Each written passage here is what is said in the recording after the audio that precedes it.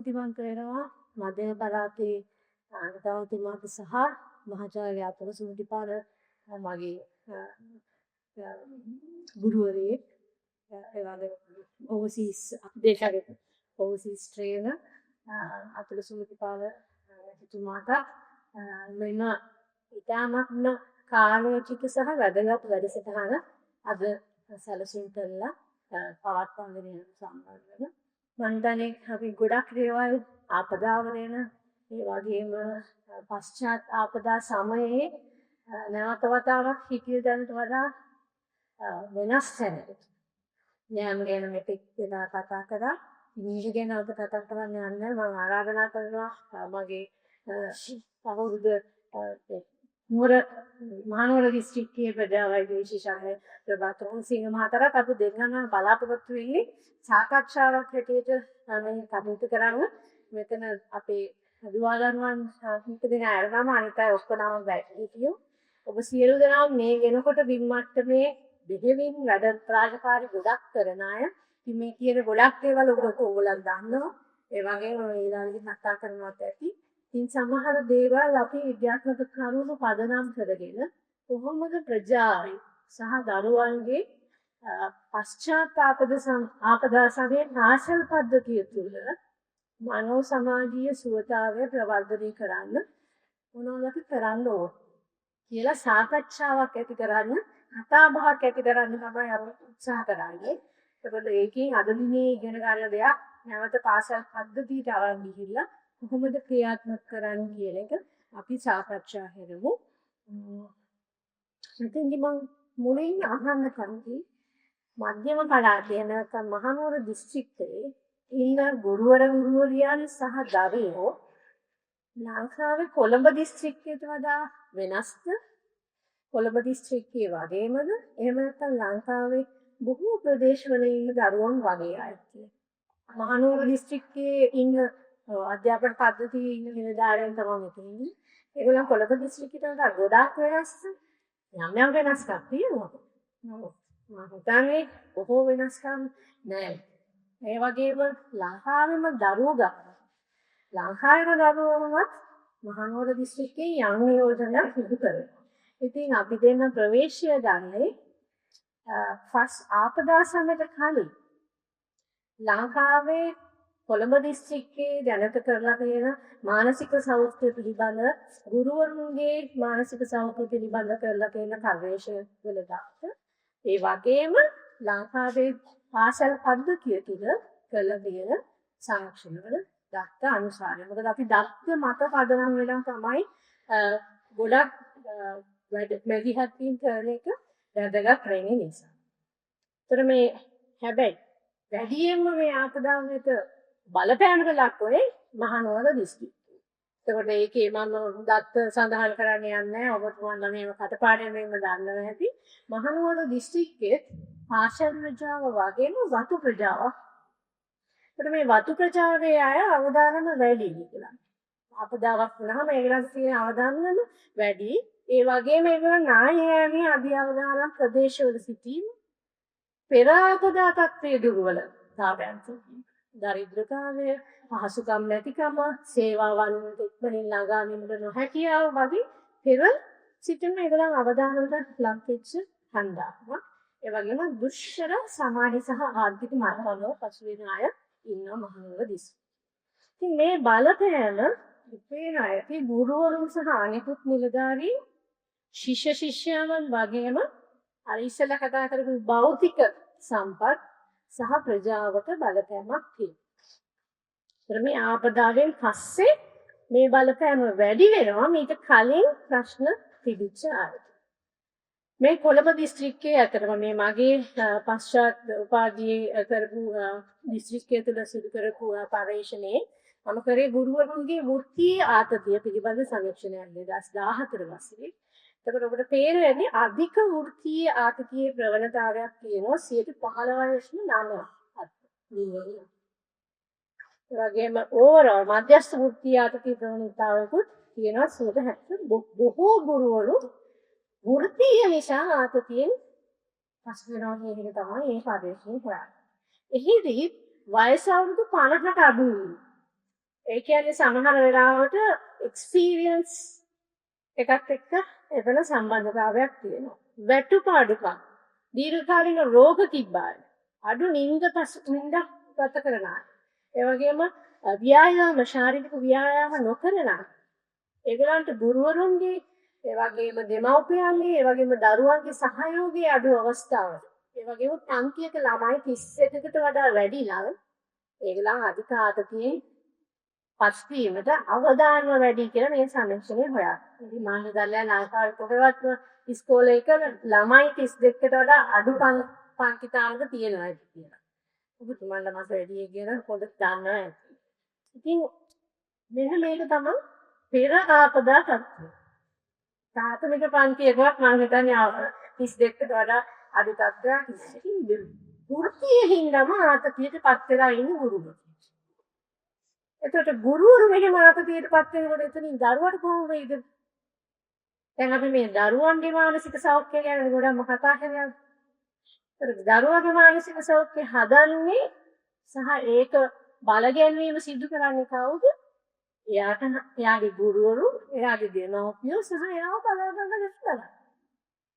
ඉතින් එහෙමනම් මට මේකේ පළවෙනියෙන්ම කියන්න ඕන දේ තමයි දරුවගේ මානසික සෞඛ්‍යය සඳහා බලපාන එයා වටේ ඉන්න ඒ වැඩිහිටියන්ගේ මානසික සෞඛ්‍යය ඉතාමත්ම වැදගත් තත්ත්වයක් කියලා. මම අපේ මිත්‍ර ප්‍රභාත් රන්සන් මහත්මයාට බාර දෙන්න කලින් එක ප්‍රශ්නයක් තව එකක් අහන කතා කරනවා. අපි ගන්න ආච්චි කෙනෙක් ඉන්නවා. එයා තමයි අවුරුදු 81ක්. එයා දැන් විශ්‍රාමයකයි දියවැඩියාව අවුරුදු 30ක් විතර තියෙනවා. ඒ වගේම ආධික රෝගික පීඩනයක් තියෙනවා. හෘද රෝගයකටත් බෙහෙත් ගන්නවා. ඒ වගේම පියයුරු පිළිකාවකින් හොඳ වෙලා ඉන්නවා. ඉතින් ඒ වගේ ලොකු ශාරීරික රෝග තත්ත්ව. ඒ වගේම සමහර වෙලාවට තරහ ගියාන් පස්සේ ගෙදර ආයෙම බනිනවා. හැබැයි එයා උදේ ඉඳලා නැගිට වෙලා නිදා ගන්න වෙලාවෙ ඉඳලා වෙනකම්ම ගෙදර දොරේ වැඩ කටයුතු කරනවා. එයාගේ වයෝවෘද්ධ සැමියාව බලා ගන්නවා. එයාගේ දරුවන්ගේ ළමයි බලා ගන්නවා. එයාගේ ගෙදර සේවය කරන අයගේ ළමයි දේවල් කරනවා. එයා දන්න අයට රස්සාවල් හොයලා දෙනවා. එයා පන්සලේ හාමුදුරුවන්ට සමහර කෑම හදලා දෙනවා. මේ විදිහට එයාට ශාරීරික රෝග තියෙනවා. හැබැයි එයාගේ දරුවන්ට එයාගේ පවුලට වගේම සමාජයට යම් දෙයක් දෙනවා. එයාගේ මානසික තත්ත්වය, මානසික සෞඛ්‍යය ගැන ඔබ මොකක්ද හිතන්නේ කියන එක විනාඩියක් හිතන්න. ඒ හොඳ මානසික සෞඛ්‍යයකින් ඉන්නවද නැත්නම් හොඳ නැති මානසික සෞඛ්‍යයකින් ඉන්නව ඇතද? හොඳ මානසික තත්ත්වයකින් ඉන්නවා කියලා හිතන අය උත්සන්න. හැයි මම ඒකට ඇයි කියලා ඊට පස්සේ කියන්නම්. මම හදලා දුන්නා මගේ ප්‍රභාත් ඔබට ඔබත් සමග සාකච්ඡා කරන්න ඉතිරි. ප්‍රජා සෞඛ්‍ය විශේෂ ක්ෂේත්‍රයේ ඉන්න නිසා අපි බහුතරයක් සිසු දරුවන්ගේ ගුරු මහත්මයා මහත්මීන්ගේ මානසික සෞඛ්‍ය තමයි වැඩියෙන්ම අපේ අරමුණ වෙන්නේ. ඒක කොහොමද අපි ප්‍රවර්ධනය කරලා වැඩි දියුණු කරන්නේ කියන එක ප්‍රධාන ආරෝපණත් හිතේ තියාගෙන තමයි කතා කරන්නේ. ඉතින් ඒකෙදි මේ දත්ත ගත්තහම ඔබතුමන්ලා කමියල්ලා දන්නවා ඇති Global School Based Student Health Survey එකක් කරා 2024 අවුරුද්දේ. ඒකේ ප්‍රතිඵල ටිකක් තමයි මම මෙතනදී ෂෙයා කරන්න බලාපොරොත්තු වෙන ඔයගොල්ලොත් එක්ක කොමාරු කරගන්න බලාපොරොත්තු වෙන්නේ. ඒකට හේතුව ඩොක්ටර් ඉනෝකා අපේ ගුරු මහත්මයා මහත්මීන්ගේ සේවය සපයනකොට ඒගොල්ලෝ මොහොන දෙන තත් සහාය අභියෝග ගැන කතා කරා. මේ අනිත් පැත්ත අපේ දරුවන්ගේ තියෙන දේවල් මෙතන ඔක්කොම දේවල් නෙගටිව් නෙමෙයි, හොඳ පැතිත් තියෙනවා. මේක සංසන්දනය වෙන්නේ 2016 තමයි කලින් සර්වේ එක කරලා තියෙන්නේ. ඊට පස්සේ අවුරුදු 8කට ආසන්න කාලයක් ගිහිල්ලා ගත වෙලා 24 ආයෙ කරනකොට මොකද්ද වෙනස් වෙලා තියෙන වෙනස කියන එක තමයි අපිට මේකෙන් ගන්න තියෙන්නේ. ඒතකොට මේක සාමාන්‍යයෙන් ලෝකයේ අනිත් රටවල් එක්ක කම්පෙයාර් කරන්න පුළුවන් විදිහේ ප්‍රශ්නාවලියක්. තෝරාගෙන විද්‍යාත්මක ක්‍රමවේද අනුව අවුරුදු 13ක් 17ක් NHS කාණ්ඩවල දරුවන්ගේ ස්කෝලම් පදනම් කරගෙන කරන සර්වේ එක. ඒකෙදි ගත්තොත් risk behaviors කියන එක. අපි කවුරුත් දෙමව්පියන්ට පොදුයි මේක දැනගන්න එක දරුවන්ට කිසිම දෙයක් දැනුවත් වෙන්න ඕනේ. මේකේ නිල් පාටින් තියෙන්නේ 2016 වර්ෂය. දැන් නිල් පාටින් තියෙන්නේ 2024 වර්ෂය. එතකොට මේ අවුරුදු 8ක් තුළ මේ වෙනස්කම් ප්‍රතිශතයක් විදිහට අඩු වෙලාද වැඩි වෙලාද කියලා ඔයගොල්ලන්ට බලාපොරොත්තු වෙන්න පුළුවන් අවදානම් හැසිරීම් පාසල් පද්ධතිය තුළ ඉන්න දරුවන්ට. ඒකට ඒකෙදි අපේ ඔඩියන්ස් එකේ කුඩා දරුවන්ගේ ඉඳන් විශේෂඥවරුන් දක්වා ඉන්න නිසා මම පරිස්සමෙන් තමයි ඉදිරිපත් කරන්න ඔයගොල්ලන්ට දකින්න පුළුවන් මේක දීලා යන්නත් පුළුවන්. එතකොට මේ behaviors වැඩි වෙලා තියෙන විදිහට දකින්න පුළුවන්. එතකොට මේක එකක් තමයි හොඳ දෙයකට තියෙන්නේ බුලින් කියන එක අඩු වෙලා තියෙනවා. වෙනවත් සහ වැඩි සසහන එක.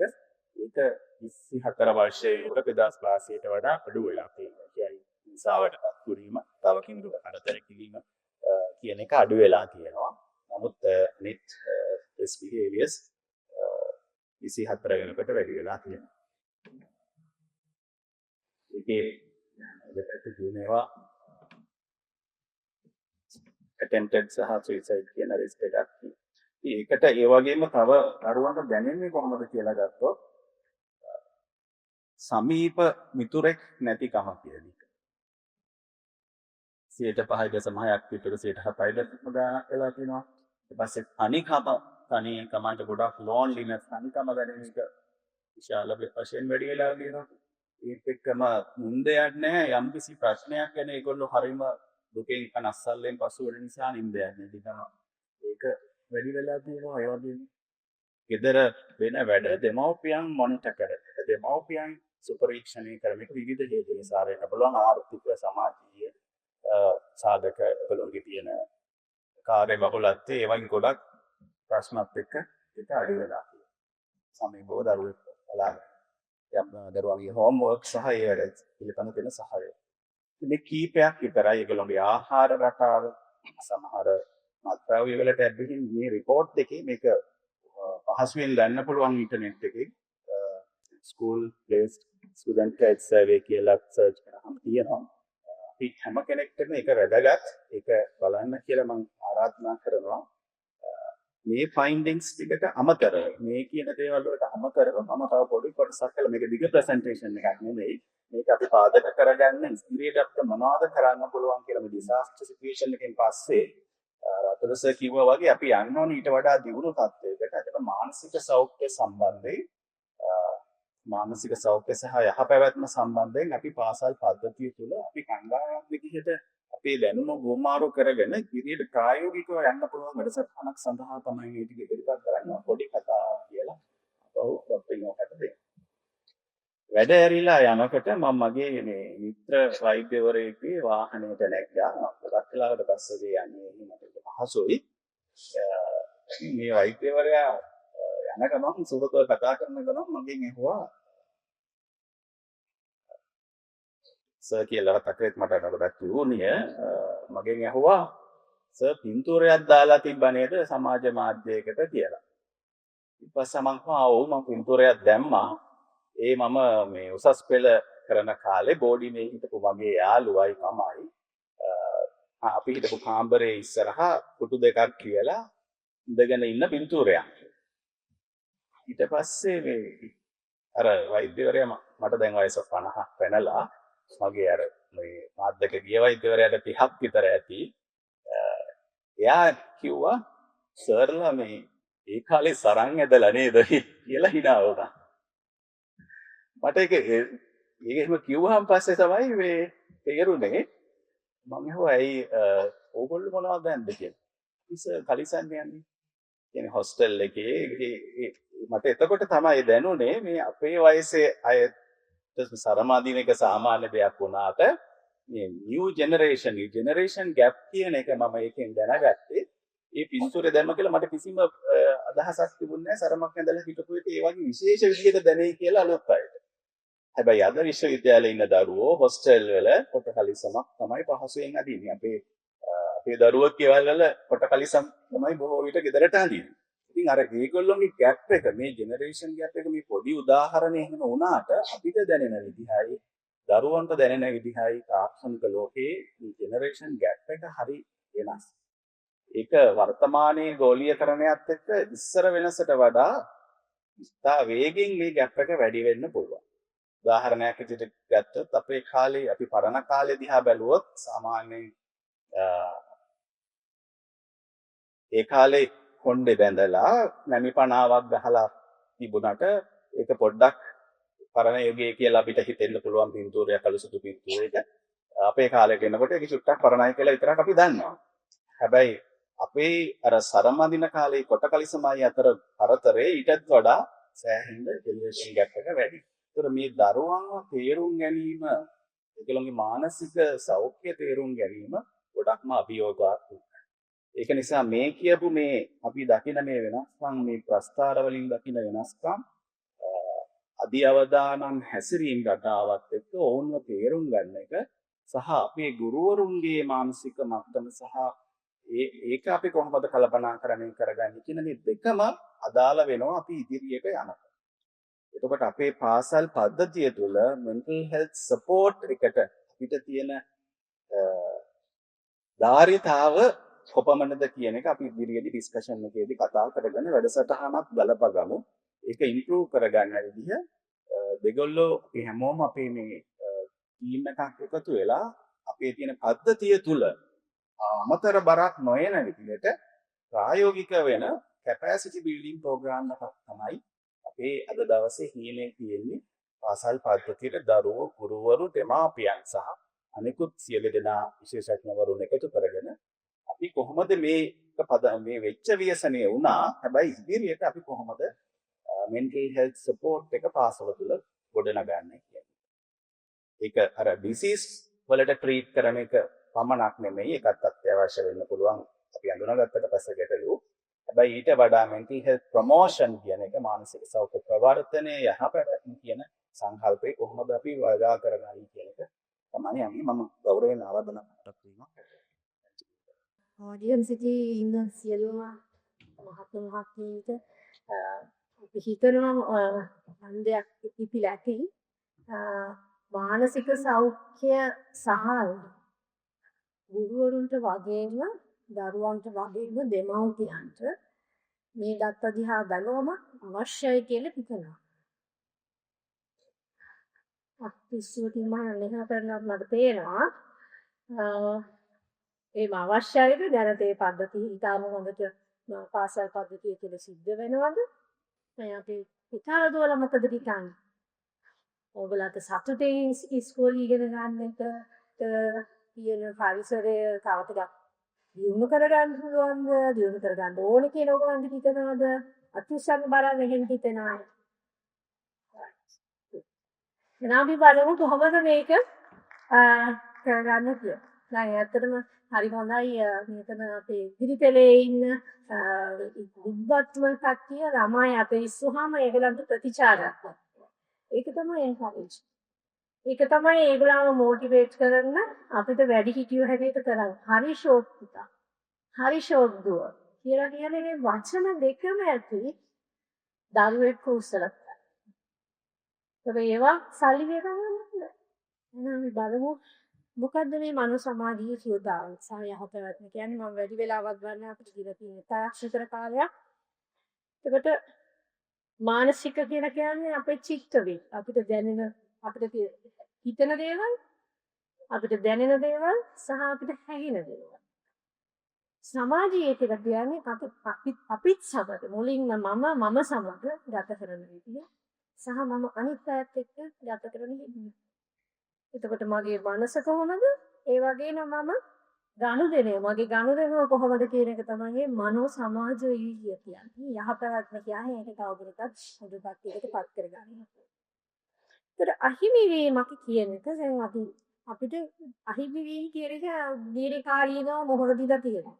ඒක හිතනද විපෝට් දාන්න ඉවර වෙයි කියලා. නෑ තමයි. අවුරුදු දෙක තුනකට සැරයක් අපි විවිධ ආපදා තත්ත්වයන්ට මුහුණ දෙන්නේ. එහෙනම් අපි මේ දැන් ඉන්න තත්ත්වය අර අපචුනිස්ටික් කියන ග්‍රෝත් වලට හරි මේ අවස්ථාව උපයෝගී කරගෙන සංවර්ධනය සඳහා අපිට යොදා ගන්න පුළුවන්. මම හිතන්නේ ඒක තමයි අපි මේ ආපදාවල ලක්වීමෙන් ලබන ජයග්‍රහණය. හරි? ඒක සාමාන්‍ය දරා ගැනීමේ ශක්තිය කියන එක වැදගත් වෙනවා. ඒකේ ඔරොත්තු දීම කියන එක ආපදාවෙන් එළියට එන්න ලේසියි. සමහර අයට පොඩි දෙයක් වුණත් ගොඩාක් අමාරු වෙන්න සමහර අය ඉන්නවා ගොඩක් ප්‍රශ්න දරාගෙන ඉදිරියට යනවා. ඒක තමයි ඒකට ඔරොත්තු දීමේ ශක්තිය. ඒ ඔරොත්තු දීමේ ශක්තිය වැඩි කර ගන්න මැදිහත් වීම තියෙනවා. ඒ වගේම මනෝ සමාජීය සුවතාවයට බලපාන සාධක. දැන් පළවෙනිම හොඳම දෙයක් තමයි පාසල් ඉක්මනට නැවත ආරම්භ කිරීම. නැවත යථා තත්ත්වයට ජීවන තත්ත්වය ගෙන ඒම තමයි එක ලොකු මැදිහත් වීම. සමාජයේ තියෙන කලර්ඩ් එන්වයරන්මන්ට් හරි ඉස්කෝලේ තියෙන එක ඉස්කෝලේ ඇරලා තියෙන එක ඔන්න මනෝ සමාජයේ යහපැවැත්මට කරපු ලොකු පියවරක්. right? ඒකට අපි මේ ආපදාවකට ලක් වෙච්ච ගමන් මොනවද කරන්නේ? කන්න දෙන්න බලනවා, ඒගොල්ලන්ව බේර ගන්නවා, ඒ වගේම ඒගොල්ලන්ට ඇඳුම් නැත්නම් ඇඳුම් හදලා දෙනවා, රැකවරණයට සුරක්ෂා මධ්‍යස්ථාන වලට ගේනවා. අපිට කවදාකවත් එකතු කරගන්න ඕන දෙයක් තියෙනවා. මේ හැමෝටම මනසකුත් තියෙනවා. අපිට අමතක වෙන දෙයක් ඒක. බලන්න, අහන්න, එකතු කරගන්න. Look, listen and link. A triple L කියන එක තමයි. එතකොට මනස සම්බන්ධව අපි වෙන ප්‍රථමාධාරය. දැන් අපි ප්‍රථමාධාර දෙනවා තුවාලයක් වුණාම ඒ ශාරීරික වශයෙන් මනස අමතක කරන්න එපා. අමතක නොකර ඉන්න දාවද. අපිට පේනවා කවුරු හරි එක්කෙනෙක් අනිත් පැත්ත බලාගෙන ඉන්නවද නිින්ද යන්නේ නැද්ද? එහෙම නැත්නම් හරිම කලබලකාරී ස්වරූපයක ඉන්නවද? වෙනදාට වඩා වෙනස් තත්ත්වයක් ඉන්නවා නම් අපිට පේනවා. කොහොමද පුතා අද ආයේ දවස් උදේට කෑවද? තාත් එක්ක දාවේ. ඔයා රතු පාට ඇඳුමක් ඇඳගෙන හරි ඉස්කෝලේට ආවට කොච්චර හොඳයිද? listen කියලා කියන්නේ අපි කනට අහනවා වගේම කෙනෙක් දිහා බලාගෙන ඉඳලා තේරුම්. පොතක් නැත්නම් පොතක් ගෙනලා දෙන එක ඒ සම්බන්ධ කරදයක්. ඒක look, listen and link කියනකොට ඉතා වැදගත් මානසික සෞඛ්‍ය පිළිබඳව අපි කතා කරනකොට මුල් අවස්ථාවේදී මේක දැන් මේ වෙනකොට ඇත්තටම අත්යේ ගිහිල්ලා නමුත් ඊළඟ අපදාවකදී අපි අමතක නොකළ යුතු දෙයක්.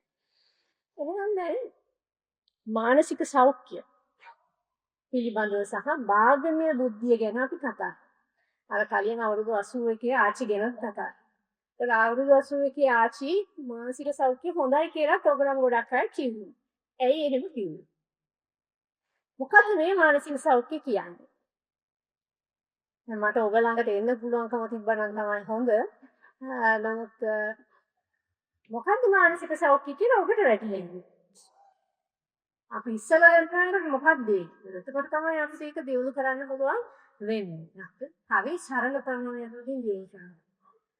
engage සම්බන්ධ කායන් සහ හරි එකතු වීම engage වෙන හොත්. හරි අනිසාත් එක්ක සාන්තර සම්බන්ධතාවයන් පවත්වනවා. එදිනෙදා ජීවිතයේ කටයුතු එදිනෙදා ජීවිතයේදී එන අභියෝගවල මුකුණ දෙකේ ඒවා කටයුතු සිදු කරගෙන යනවා. ඉතින් හැරිච්ච වෙලාවෙ ඉවර වැය නිදා ගන්න එනකම්ම දවස අභියෝගාත්මකයි. ඒ දවසේ කටයුතු වලදී ඒ අභියෝගයන්ට මොහොත දීමේ හැකියාව එක දෙයක්. එහෙම හැකියාව තියෙන පුද්ගලෙක්. අනිත් පැත්තට සම්බන්ධතාව පවත්වන පුද්ගලෙක්. Managing your feelings. Right, thank you. Not controlling. Managing.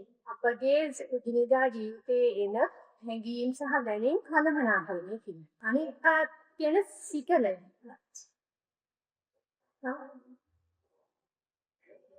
තමන් ගැන මොකක්ද? right. ඒ කියන්නේ තමන්ගේ වෙන්න ඕන වැඩ කටයුතු විවිධ භූමිකාවන් වලට අනුව කටයුතු කිරීම.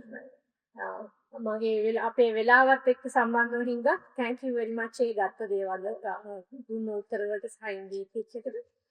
ඒතර මානසික සෞඛ්‍ය මම හරි කැමතියි ආව උත්තරවල එකක්වත් ආවනේ මානසික රෝගයක් නොමැති වීම කියන්නේ. මානසික රෝගයක් තිබුණත් තියෙන අයට මානසික සෞඛ්‍ය හවත් ගන්න පුළුවන්. අර ආච්චිගෙන් අපි දැක්කේ එයාට පුළුවන් දේවල් ගන්න. ළඟ යන්න පුළුවන්, ගෙදර මහත්යව බලා ගන්න පුළුවන්, දරුවෝ ළමයින් උදව් කරනවා. එන මානසික සෞඛ්‍ය පළවෙනි දේ තමයි තමා හෝ හඳුනගන්න. තමන්ගේ හැකියාවන්, තමන්ගේ නොහැකියාවන්, තමන්ගේ හැඟීම්, තමන්ගේ සිතුවිලි සොයනවා. ඔයගොල්ලන් කිව්වා එදිනෙදා එන ජීවිතයේ එන විවිධ වූ අභියෝගවලට මුහුණ දීමේ හැකියාව. ස්වයං කළමනාකරන. ඒවට මුහුණ දීම ගමන් එදිනෙදා වැඩ කටයුතු කරනවා. එහෙම ස්වයං කළමනාකරණය කරගන්න ගමන් එයාගේ වැඩ කටයුතු ටික හොඳට කරනවා. කාර්යක්ෂමතාව අන්‍යය වෙනුවෙන් කටයුතු කරනවා, එකතු වෙනවා, සම්බන්ධ වෙනවා, ප්‍රජාව එක්ක යම් දෙයක් ලබා. ඒකට මෙන්න මේ හැකියාවන්, මෙන්න මේ අංග හතර තියෙනවා නම් එයාට හොඳ මානසික සෞඛ්‍යයක් තියෙනවා කියලා අපිට කියන්නේ. එහෙනම් යම් කෙනෙක්ගේ මානසික සෞඛ්‍ය හදන්න ඕන, ඔන්න ඔය හතර කරගන්න උදව් වෙනවා. ඒක කරන්න කෙරුවා භාග්‍යමය බුද්ධිය වැඩි. ඒගොල්ලන් ගන්නවා ඉන්ටෙලිජන්ස් IQ කියන එක වැඩි කරගන්න තමයි අපි ගොඩාක් අය දේවල් කරන්නේ. ඉමෝෂනල් ඉන්ටෙලිජන්ස් කියන එක තමයි භාග්‍යමය බුද්ධිය. ඔය දෙකේ වෙනස තියෙන්නේ අපිට තියෙන සාමාන්‍ය ඉන්ටෙලිජන්ස් වෙනස් වෙන්නේ නැහැ.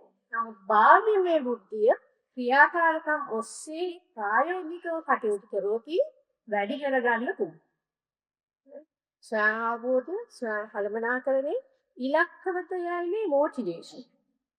ධෛර්යය අන්හයන හඳුනා ගැනීම, අන්හයනම හොඳින් වටහාගෙන ඕට ප්‍රතිචාර දැක්වීමේ හැකියාව වන සහතප්පණය සහ සමාජ කුසලතාව. ඉතින් සංවේගනයක් හිතා ගන්නවා. අපි දරුවෙකුට කතා කරන විදිහට. අපි පෙරපාසල් සෞඛ්‍යක වගේ වැඩසටහනක ගොඩක් වෙලාවට කියන දෙයක් තමයි පෙරපාසල් ගුරුතුමියන්ට ළමයිට ඒ මට්ටමේ ඉඳ ගන්න. නැත්නම් ගුරුතුමිය හිටගෙන ළමයි ඉඳගෙන ඉන්නකොට එක්ක ළමයින්ට පේන්නේ ගුරුතුමියගේ ධනිස් එක. එහෙම නැත්නම් ආශ්‍රවකට ළමයාට දෙල්ල වෙනවා. eye contact. die ඕනම ළමයෙක් කතා කරනකොට eye contact කියන එක ඇසට ඇස මත්තම තියාගන්න කියන්නේ ඉතාලම වැදගත්. මේ සමාජ කුසලතාව. මෙන්න මේ සුළු දේවල් කතාවට වෙනස් කරන්න ඕන දෙයක්. ළමයෙක් කතා කරනකොට ඒ ළමයාගේ වයසට අනුව කතා කරනවා. සරල භාෂාවෙන් දාන්න. ඒත් මේක දුරු කරගත්තොත් හොඳ මානසික සෞඛ්‍යයක් පවත්වාගත තියෙනවා. එහෙනම් ඉස්සෙල්ලා මම ගැන විශ්ින් කතා කරනවා රිෆ්ලෙක්ටිව් ප්‍රැක්ටිස් එක අතිවේක්ෂා වීම. මේකේ තියෙන්නේ ස්ටෙප්ස් 6. ඒ කියන්නේ ආපසු දවස දෙස හැරිලා බලන්න. අපි පොඩි උදාහරණයක් ගමු. දැන් සමහර පන්තිවල හෝ ගෙදර තමන්ගේම ළමයි ඉන්නවා. අපි මොන හරි දෙයක් කරලා නෑ නමෝක පිළිගන්නේ මම හිතන්නේ ඔහොම වෙන්නේ කියලා. ඒ සමහර කියන ළමයි ඉන්නවා. පන්ති කාමරයේ ඇතුළතදී ගුරුවරයාට ඒක කියන්න පුළුවන්. මෙතන ඉන්න ගුරුවරයන්ගේ මම ඉන්නා හිටිනවා. ඒ වගේ තමන්ට දවස තුන හිතට බලපෑම හොඳටම බලපාපු සිද්ධියක් මතක් කරගන්න. දවස අවසානයේ කරගන්න දෙයක් මේක මේ රිෆ්ලෙක්ටිව් ප්‍රැක්ටිස් කියන්නේ දිනය තුල සිදු වූ සිද්ධියක් දෙස ආපසු බලා ඉගෙන ගැනීමේ ක්‍රමවේදය. රිෆ්ලෙක්ටිව් ප්‍රැක්ටිස්. අතර මේ ගිබ්ස් රිෆ්ලෙක්ටිව් ප්‍රැක්ටිස් කියන එක 1950 ගණන් වල এডুকেෂන් සෙක්ටර් එකෙන් තමයි පටන් ගන්නේ. এডুকেෂන් සෙක්ටර් එකෙන් තමයි මේක පටන් අරගෙන තියෙන්නේ. මොකද මේ පුද්ගල සංවර්ධන දෙස. මානසික සංවර්ධන ඒ ඉතා වැඩගත්. සිතුවීම මතක් කරලා දැන් ළමේ පන්ති කාමරයේදී නැටිච්ච මං හිතනවා කොහොමද වෙන්න ඕන කියලා කිව්වා කරා. ඊටසේ දැනෙන්නේ කොහොමද? මෙයා මාව හදා මම මෙතන ටීචර්. දැන් ටීචර් ඒ වෙලාවෙම සමහර වෙලාවට පොඩි පස්පාරක් දැනෙන්නේ. තරහක් එන්නේ නැතු. දැන් ටීචර් හවසට හිතන්න ඕනේ මෙන්න මේ සයිකල් එක. හරි. අමල් මට අද අර විදිහේ කතන්දරයක් කිව්වා. කියලා ටීචර් ගිහිල්ලා ස්ටාෆ් රූම් එකේ කියනවා. අද හරි කතාවන්නේ අර අමල් කිව්වේ. මම නෙමෙයි කිව්වන් පස්සේ ඔක්කොම පන්ති ඉස්සරහ මේ විදිහට කතාවක් කිව්වා. මට හරි ලැජ්ජ හිතුණා. මම දුන්නා හොඳ දෙකක්. කියලා ඔන්න ඇවිල්ලා ස්ටාෆ් රූම් එකේ කිව්වා. ස්ටාෆ් රූම් එකේ කිව්වා නේද? එතනින්ම සමහර ගුරුවරයෙක් කියන්න පුළුවන්. තමයි කියන්නේ අවුරුදු 10 ක පොඩි ළමයෙක්. පොඩි ළමයි මම තමයි කොහොමද අත්ලේ ඉස්සෙල්ලා ඩොක්ටර් ප්‍රභාත් ගිරෝගේ ජෙනරේෂන් එක. අපේ කාලේ අද සමහරවල් ගුරුවරයෙක් එහෙම කතා කරන්නේ. නමුත් දැන් ළමයි කතා කරන්නේ. විවෘත බා. පොඩි ළමයි. එයාගේ අදහසක් ප්‍රකාශ කරන්න හොඳයි. ඒ එක්කෙනෙක් කියකි තව ටීචර්ස් කෙනෙක් කියන්න පුළුවන්. ඔව් ඔයා හොඳ ඒ වෙලාවෙම කරවත්ත. ළමයින්ට එහෙම කරන්නේ. දැන් ටීචර්ට තරහ ගියා කියතක් ටීචර්ට තියෙනවා. එයාගේ තරහ වැඩි කරන්න හෝ අඩු කරන්න බලපාපු කාරණා සාධක තමයි ඉපස්සෙන බලන්න. මට තරහ ගියා මට ලැජ්ජ හිතුණා. මාව අභියෝගයට දක්වනවා එයාගේ. එතකොට මම අම්මල්ට බැනලා පාරක් ගහුවා. ඔන්න මගේ ක්‍රියාව. ඒක වැඩි කරන්න මොනවද ටීචර් සාධක? එහෙම නැත්නම් ඒක අඩු කරන්න මොනවද ටීචර් සාධක මම හොයාගන්න ඕනේ. මොකද මට තරහ ගිය වෙලාවට තරහ නිනා ගන්න නම් එහෙනම් මේ ටීචර් ගිහින් කතා කරන්නේ කාත් එක්කද? අඩු කරන්න කතා කරපුවා. ඉතින් ඉගෙන ගන්න තියෙන දේ ඒක. එහෙනම් තුන්වෙනි පියවර තමයි මම හැසිරිච්ච විදිය හොඳයි. මම කතා කරපු විදිය හොඳයි. අවුරුදු 12ක පුංචි දරුවෙක් එයාගේ ඔපිනියන් එක කිව්වම මම තර්ජනයට දක්වලා ලැජ්ජාවටපත් වුණා. මම ඒ වෙලාවේ හැසිරිච්ච විදිය හොඳයිද කියන එක ඔන්න හිතලා බලන්න. හරි? ඒක වැඩි කරන්න හෝ අඩු කරන්න බලපු සාධක ටිකක් දැන් මම ගන්නවා. ඉතින් ඒකේ නිගමනය එකක්. මේ සුළු මුචි දඩුවේ කියලා දෙන්නත් මම තරහ ගන්න සුළු පුද්ගලෙක්. ඒක මට තේරෙනවා. හරි? පස්වෙනි පියවර තමයි මෙතන භයානක පියවර. මට මං ගැන තේරෙන්න ගන්න. මට තරහ යන පොඩි දෙයකින් මම සැලෙනවා. හැබැයි එතනින් එහාට තමයි මම සාවර්ධනය වෙන්නේ. ආයෙගෙන දෙයක් වුණොත් මම කොහොමද එකට වෙනස් විදිහට ප්‍රතිචාරය. උන්වයි සයිකල් එකේ හිතන කෙනා තමන් වැරදි දක්නවා. හැබැයි එතනින් ඔප්පට යායාගේ සමහර දුර්වලතාවයන් වෙනස් කරගෙන ඉදිරියට යනවා. හැබැයි මම ඔයගොල්ලන්ට කියනවා මේක ප්‍රැක්ටිස් කරන්න කියලා මම උල්ලානේ කිනෝග සියලු දෙනා වෙන්න. මම මේක ප්‍රැක්ටිස් කරනවා. මුල කාලේදී නැබැයි දෙයක් තමයි මට මගේ වැරදි ටික ඉගෙන මම හරියට ඉරිසියා කරනවා. මට තරහ යනවා. මම කුහක වැඩ කරනවා. මම අනවශ්‍ය ලෙස බය වෙනවා. ඒක මට පේනවා. ඒක පහසුයි අපහසුයි. ඒක අපහසුයි. මොකද අපි හිතනවා අපි තමයි හීරෝස්. මට මගේ වැරදි බලන එක තමයි අමාරුම වැඩේ. මම එතන තමයි එක ප්‍රැක්ටිස් නවත්තා. මම ආයාචනා කළා ඉල්ලා සිටිනවා සියලුනාගෙම එතනින් නවත්තන්න එපා. මගේ මේ වෙනස් සම්පිරි මම කොහොමද හදාගන්නේ? කියන එක ගැන හිතන්න. අර ඔබට අර ධනාභූපලේශ උත්තර දීපු කෙනෙක් එක්ක කතා කරන්න පුළුවන්. කොහොමද මම මේක වෙනස් කරන්නේ? එතකොට ඔබ අනිවාර්යයෙන්ම සම්පූර්ණ විශේෂයෙන්ම මානසික සුවතාවයේ පැත්තේ සෆර් කරන එක අඩු වෙනවා. තව උදාහරණයක් කියන්න. දැන් මෙතන තෙසිතහිචායක් තියෙනවා පැටිචදැපියායක් තියෙනවා. අවුරුදු 30 විතර. කණ්ණාඩි ඉස්සරහ ගිහිල්ලා උදේට හොඳට ලස්සනට දක්නදලා මොන හොරයක් පවුඩර් ගාලා හොඳට පොණ්ඩේ පීරලා ලස්සනට පීරන්නේ මගේ ඇඟ නෙමෙයිද. දැන් මෙතන කෙස් පැවිච්ච ආයකකෝ අවුරුදු 40 පැන්නකට පස්සේ ආයකකෝ පුළුවන් වුණාද තමන්ගේම කියන මේ ඇඟ 30 හැගෙනක වලක්වා. 40 හැගියේ එවුන්ට නවත්තන්න. ඔව් 65 වෙනකොට තමත් රැලියෙද. නෝනා එහෙනම් මේ මගේ ඇයි ඔබට ඉන්න සීල ගෙනාවා. අපි 100%ක් වෙනස් කරන්න මතද? මේ ඕපන් මයින්ඩ්ඩ්නෙස් එකත් විවෘත මනසත් එක්ක අපි ගියොත් අපිට අපේ සුවතාවය වැඩි කරගන්න පුළුවන් වගේම අන් අයගේ සුවතාවය වැඩි කරන්න උදව් වෙන්න පුළුවන්. ඔය මං කිව්වේ අපි ගැන. දැන් මේක කොහොමද ළමයින්ට දෙන්නේ? මම ඒක කොබගේ දරුවා පොඩි කාලේ ඉඳන් කරපු දෙයක්. එයයි මයි පැය භාගයක විතර දුරක් ඉස්කෝලේ ගත්තට පස්සේ ගමන් කරනවා හවසට. මම අහනවා දුවාට වෙච්ච හොඳ දේවල් මොනවද? හොඳ දේවල් තුනක් කියන්න.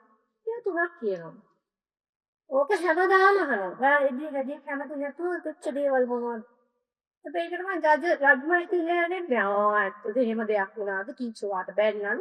නෑ. හොඳ දේවල් තුනක් අහනවා. එයා වැඩි කැමති නැති දේවල් තුනක් අහනවා. ඕක පොඩි ළමයට පුරුදු කරන්න පුළුවන්. මේ දුවල පුතාලට පුරුදු කරන්න පුළුවන්. ටීචර්ට පුළුවන් අහන්න. ඊයේ දවසේ කොහොමද ඔයා? ඊයේ දවසේ හොඳ දේවල් වුණා. වැඩි කැමති නැති දේවල් වුණා. කැමති නැති දේවල් වුණේ නම් ඔයාලට මොකද දැනෙන්නේ? කොහොමද වෙනස් කරගන්නේ? දැන් මගේ දුව මා දැන් ලොකුයි. මා හම්බුණා අමි අද අමි දවසේ කොහොමද? අමිට මගේ දවසේ ඉස්සර ගන්නවා යන හොඳ නැති ඒවා ටිකද හොඳ ඒවා. මේක ප්‍රැක්ටිස් කරොත් දරුවන්ට මේක දෙන්න පුළුවන් හරි සරල. ඉතින් මේක තමයි ප්‍රැක්ටිස් වල තියෙන ක්‍රමවේදය. කරෝපි අනිවාර්යයෙන්ම සාර්ථක වෙනවා.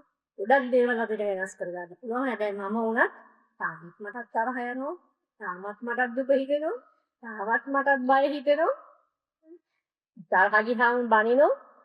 හැබැයි සාමාන්‍ය මට්ටමේ අතට සර් කිව්වා වගේ අනිත් අයටත් කරදරකාරී වෙන විදිහට මගේ එදිනෙදා වැඩ කටයුතු වලට කරදරකාරී වෙන විදිහට ඒ සාමාන්‍ය හැඟීම් වෙනස් වෙන්නේ නැහැ. නමුත් හවසට ආයෙත් අපි තරහ ගත්ත දේ හිතලා හැරිලා බැලුවොත් අපිට ඊළඟ දවසේ ඊට වැඩිය හොඳ වෙනවා. ඉතින් මම ආරාධනා කරන හොබසිනෝදනාට කරන්නේ පස්සේ කියන්නේ නවත්තන්න එපා. පස්සේ පියවරෙන් පස්සේ තමයි growth එක තියෙන්නේ සංවර්ධනය තියෙන්නේ. ඒ පස්සේ පියවරට වෙනකන් හොඳට විශ්ලේෂණය කරෝකින් 6 වෙනි පියවරේ ඔබට ඊළඟ දවසේ වෙනසක් දකින්න පුළුවන්. ඒ ළමයිට පුළුවන්. දැන් අපිට සමහරවල් විහිදෙන්න කාලා ඉෆෙක්ටිව් එක. සාහි ලොකු එක. ළමයිට බෑ. ඒ ළමයි කිව්වා. ළමයිට යම් භාෂාවෙන් යාට තේරෙන විදිහට කියන්න. ඉතින් ටීචර්ස් අත මේක කොහොමද අපි ගන්නවා හතන් මායක එකමාරක ඉඳාවත්ම කාර්ය බංග හැකියාවක් තියෙනවා. හැබැයි මේකට විනාඩි 5ක් ගියනකද අපේ රටේ තව අවුරුදු 10කින්ම 15ක වෙන සමාජයේ ලොකු වෙනසක් අපිට කරන්න. මේකින්ද තමයි පීරියඩ් එක ඇතුලේ උදේම අටෙන්ඩන්ස් මාර්ක් කරන බොහොම හිතන්නේ ආර්ථික කරන ඉතාම හොඳ දෙයක්. ඊළඟ එකක් මම කළම දෙබත් දෙනවා gratitude journal. කීදෙනෙක් මෙතන ඉන්න අය අවශ්‍යද නිදාගන්න කලින් දවසේ ස්තුතිවන්ත කියනවා හිතනවා. ඒසොගන් ඊයබ්‍රේ වලට ස්තුතිවන්ත වෙලා තියෙනවා.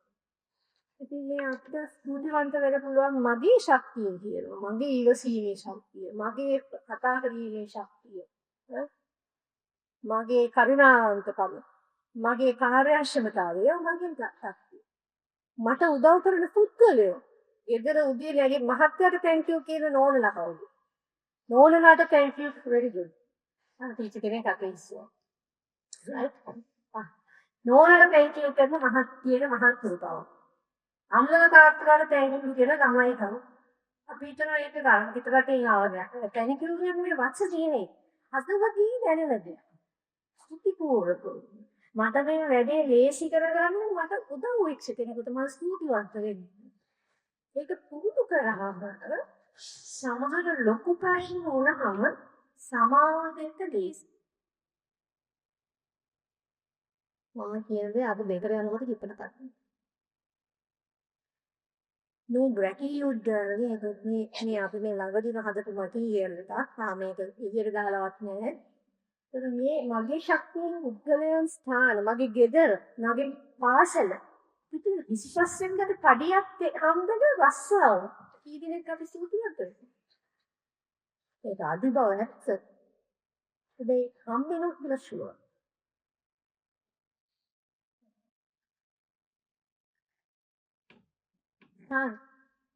ගෙදර ඇඳක් තියෙනවා. ඉසට උඩින් වහලක් තියෙනවා. අපේ ඇඳුම් ටික මේ චූටියගෙන් කන ගහනවට ගහන්නේ. ලියා ගන්න තියෙන මේ ඇඟිලි ටික සුතිවත් කරන්නේ. පහසු ප්‍රසේවා වගේ නැත්නම් ලයිට් තිබ්බේ නැත්නම් AC තිබ්බේ නැත්නම් මේ මයික්‍රොෆෝන් තිබ්බේ නැත්නම් අපි මේවට සුතිවත් කරනවද? අපි දකින්න පුරුදු වෙලා තියෙන්නේ සුදු කලේ කලිකට. කලුතිත විකාම බලාගෙන ඉන්නකොට ඒක එන්නේ ලොක්ු වෙනවා. මේකත් අපි මානසික වශයෙන් පුරුදු පුහුණු කළ යුතු ක්‍රියාවක්. හැමෝම ළඟ ලිස්ට් එකක් තියෙන්න ඕනේ. මෙන්න මේ කාරණාවලට අනුගතව තමන්ගේ ජීවිතයේ මෙතෙක් කල ස්තුතිවන්ත වෙන දේවල් ලයිස්ට්. ඒක නවල බෑග් එකේ දාලා බෝ පර්ස් එකේ තියාගන්න. අයියෝ මට අදත් බස් එකේ ඉන්න උනා. අදත් මට පයින් එන්න උනා කියලා හිතෙන වෙලාවට බාණ්ඩ අපි ගන්නේ මොන සොච්චම් පඩියක්ද? ඉරෙත්තර වෙලාවට අතු වේගය දාගන්න. අන්න ඔබේ සහායක නෙට්වර්ක්. මේක තමයි සහායක නෙට්වර්ක්. සහායක වලන්. අපි ජීවත් වෙන්නේ මේ හින්දා. මේ ග්‍රැටිටියුඩ් ජර්නලින් උත් මානසික සෞඛ්‍ය සඳහා ඉතාමත්ම සරල ක්‍රමයක්. අපි ඉගෙන ගත්ත රිෆ්ලෙක්ටිව් ප්‍රැක්ටිස් සහ ග්‍රැටිටියුඩ් ජර්නලින්. හැබැයි මේ දෙකම කරන්න අපි දවස් 30 සිහියෙන් අර කරන්නේ. නැත්තම් හවසට ගිහින් ආගේ මම මොනවද කරේ කාටද මම අද ස්තුති වෙන්නේ කියලා හිතුවට මතක් වෙන්නේ නැත්තම් ඒ කියන්නේ අපි දවස් 30 සිහියෙන් ඉඳලා නැහැ. ඉතින් සිහියෙන් ඉන්නෝ කියන එකයි ප්‍රතිවේක්ෂා කරන්නයි ස්තුති පූර්වක වෙන්නයි කියන තුන සල්යම. සරලව ප්‍රැක්ටිස් කරන්න පුළුවන් ක්‍රම වේල තුනක්. මම තුනම කරනවා උත්සාහ කරනවා. මම කියන්නේ 100%ක එක ප්‍රගුණ කළා කියලා.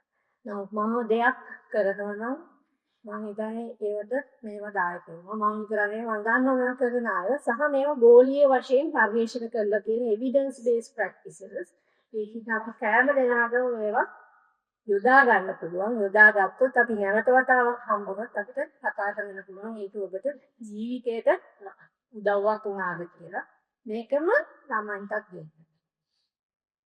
මේකම ළමයින්ටත් දුන්නොත් දෙන්නත් පුළුවන් ලේසියෙන්. එතකොට අර පොඩි දෙයක් වුණාම F එකක් ආවම ඉල්ලා නිදිපෙත් බොන්න හිතෙනවා. එක ගර්ල් ෆ්‍රෙන්ඩ් කෙනෙක් අතරම තවත් මොනවා දෙයක් හොඳටම ව්‍යාකූල වෙන්න යනවා. ඒක එක දෙයක්. මේ මනසකින් අතරේ කියලා ගොඩාක් තියෙනවා.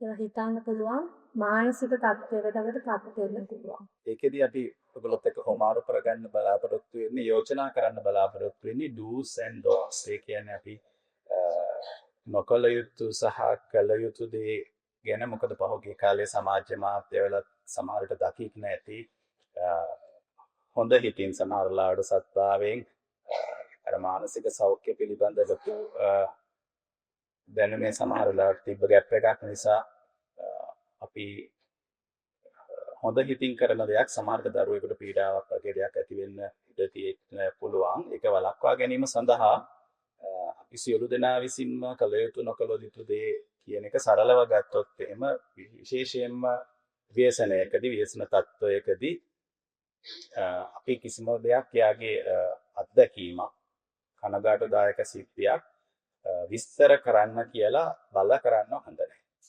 දරුවෙක් කියනවා නම් අපිට ඒක ඇහුම්කන් දෙන්න පුළුවන් සක්‍රියව කන් දෙන එක වටිනවා. නමුත් ඒක තව කෙනෙකුට ඉදිරිපත් කිරීමක් කරන්න කියලා බල කිරීමක් කරන්න හොඳ නැහැ.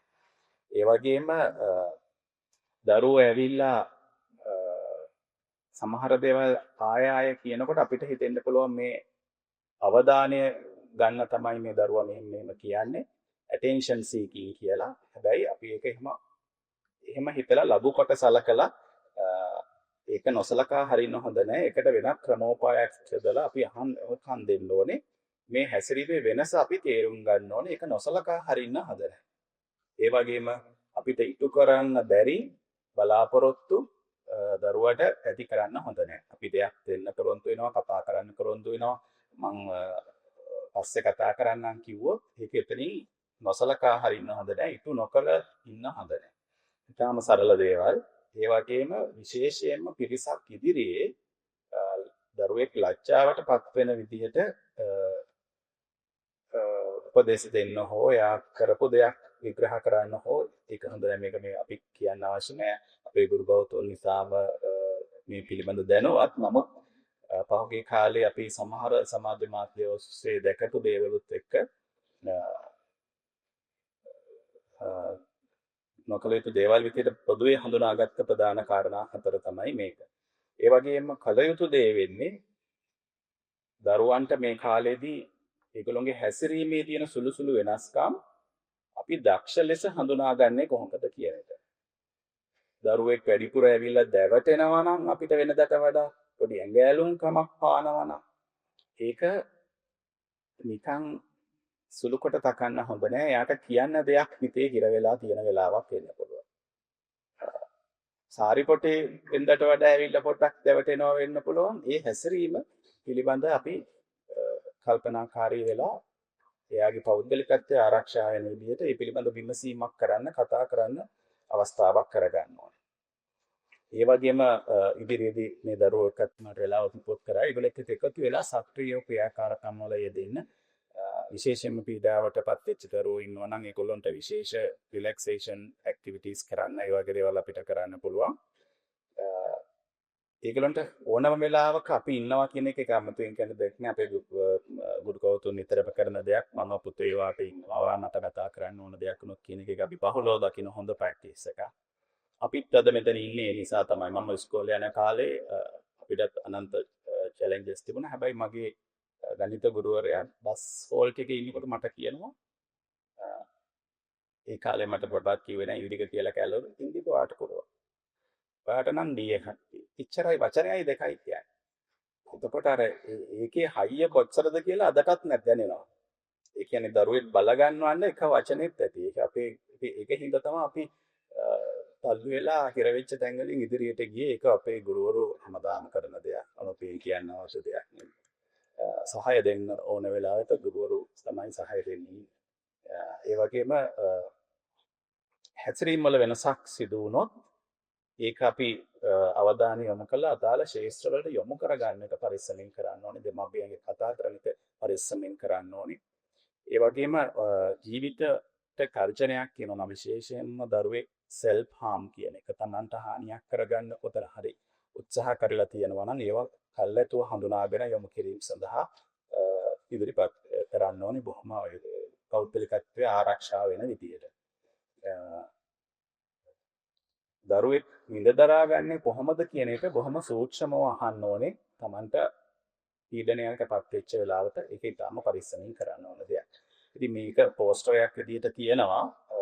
ඉදිරි අපි සාකච්ඡාවේදී මේ ක්‍රාවික තත්ත්වය අපි ඉදිරියට කතා කරන්න බලාපොරොත්තු වෙනවා. ඒකෙදී අපි යොමු කිරීම කරන්නේ කොහොමද කියන එකත් අපේ ඩිස්කෂන් එකට යමු. අවසාන වශයෙන් ඩොක්ටර් ඉනෝකා කිව්ව අර ග්‍රැටිටියුඩ් ජර්නලින් කියන එක අර ස්තුතිවන්ත වීම කියන එකේදී අපි එතනින් නතර වෙන්නේ මට මේවා තියෙනවනේ කියලා අපි ධනාත්මකව ඒක ලියන එක පාවිච්චි කරන්නේ අභියෝග ජය ගැනීමට අවශ්‍ය උද්‍යෝගය නංවාගෙන ඉදිරියට යන්න. නැත්තම් අපිට හිතෙන්න පුළුවන් මේ අපි ඇති දේවල් ගැන විතරක් හිතලා සතුටු වෙලා නතර වෙනවා කියලා. හැබැයි ඒක පාවිච්චි කරන්නේ ප්‍රත්‍යවේක්ෂණය එක්කම ඒ පොසිටිව් තින්කින් වලින් ඉදිරියට අභියෝග ජය ගැනීම සඳහා අපි කරන ක්‍රියාවක් නැදිහත් වීමක් විදිහට. නැත්තම් අපිට මේ ඇති කියලා ඉතින් නතර වෙන්නේ නැහැ අපි. ග්‍රැටිටියුඩ් ස්තුතිවන්ත වීමත් එක්කම තව ඉදිරියට යන්න ඕනේ නෙගටිව් දේවල් අතහැරලා. ඒක තමයි අපි එකෙන් බලාපොරොත්තු වෙන්නේ. අපි එහෙමනම් වැඩසටහන ඉදිරියට කරගෙන යමු. ක්‍රියාකාරකම් ටිකක් ඊට පස්සේ අපි ඩිස්කෂන් එකට යමු අපේ පාසල් පද්ධතියේ ගුරු බෞතුන්ගේ දරුවන්ගේ දෙමව්පියන්ගේ පොදුවේ මේ mental health support system එකක් කොහොමද අපි හදාගන්නේ අධ්‍යාපනයට අමතර බරක් නොවන විදියට කියලා. එතකොට පාසල් සෞඛ්‍ය වැඩසටහනක් තියෙනවා ඒ පිළිබඳ අපිට තියෙන සර්කියුලර් ඇතුලේ පාසල් සෞඛ්‍ය සමාජ තියෙනවා මේ හරහා යන්න පුළුවන්ද ඒවා ප්‍රායෝගිකද ප්‍රායෝගික නොවේ නම් අපි වෙනත් ශ්‍රමයකින් mental health support team එකක් අපි ඇතුලේ බිල්ඩ් කරගන්න පුළුවන්ද ඉදිරියේ ඕනම අවස්ථාවක මානසික සෞඛ්‍ය ප්‍රවර්ධනය සඳහා විශේෂයෙන්ම ගුරුවරුන්ගේ දෙමව්පියෝගේ දරුවෝ කියන මේ සියලුම දෙනා එකතු කරගෙන හදාගෙන යන ක්‍රමවේදයක් අපි යෝජනා කරන්න බලාපොරොත්තු වෙනවා. ඔබතුමන්ලාගේ යෝජනාත් එකතු